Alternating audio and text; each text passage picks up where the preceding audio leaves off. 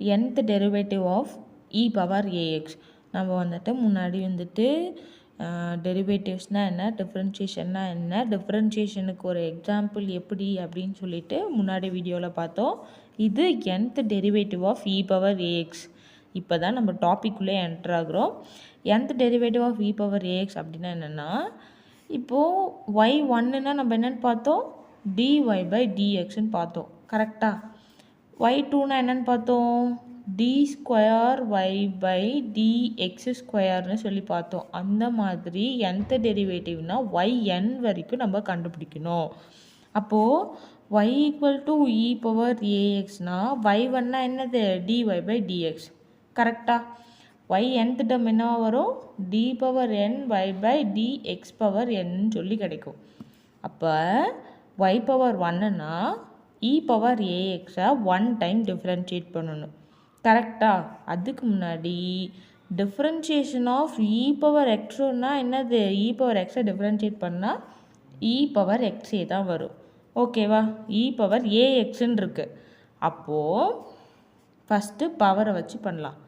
இங்கே உள்ள என்ன இருக்குது, ஏ இருக்காங்களா, அப்போது எக்ஸை டிஃப்ரென்ஷியேட் பண்ணும்போது 1 ஆகிடும். இப்போ ஏஎக்ஸ்ன்னு இருக்குன்னு வச்சுக்கோங்களேன். இதை டிஃப்ரென்ஷியேட் பண்ணுறேன். எக்ஸை டிஃப்ரென்ஷியேட் பண்ணோன்னா ஒரு கான்ஸ்டண்ட்டாக மாறிடுமா, 1 ஆகிடுமா, அதோட பவர் ஏன்னா 1ன்னு தான் இருக்குது. அப்போ 1ன்னு போடுவேன். எக்ஸோட பவர் 1 மைனஸ் 0ன்னு வரும். ஏற்கனவே முன்னாடி யார் இருக்கா, ஏ இருக்காங்க. அப்போது ஏ மட்டும்தான் வரும். ஓகேவா? அப்போ இதோட வேல்யூ என்னது, ஏ. இ பவர் எக்ஸை பண்ணோன்னா என்ன தான் வரும், இ பவர் எக்ஸு தான் வரும்.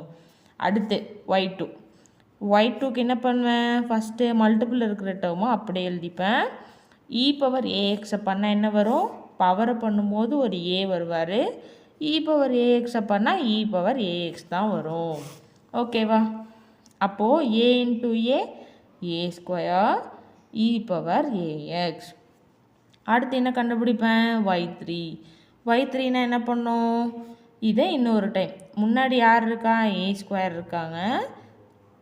இ பவர் ஏஎக்ஸை பண்ணும்போது பவர் வச்சு பண்ணால் ஒரு ஏ வரும். இ பவர் ஏஎக்ஸை பண்ணால் இ பவர் ஏஎக்ஸ். அப்போது y cube equal to a square dot a என்ன வரும், a cube dot e power a x. இப்போது ஒய் ஒன்னும் போது ஏவோட வேல்யூ ஏ, ஒய் டூன்னும் போது a square e power a x, y த்ரீன்னும் போது a cube e power a x. அப்போது ஒய் என்னன்னும் போது எனக்கு என்ன வரும், ஏ பவர் என் இ பவர் எக்ஸ்ன்னு கிடைக்கும். புரியுதுங்களா?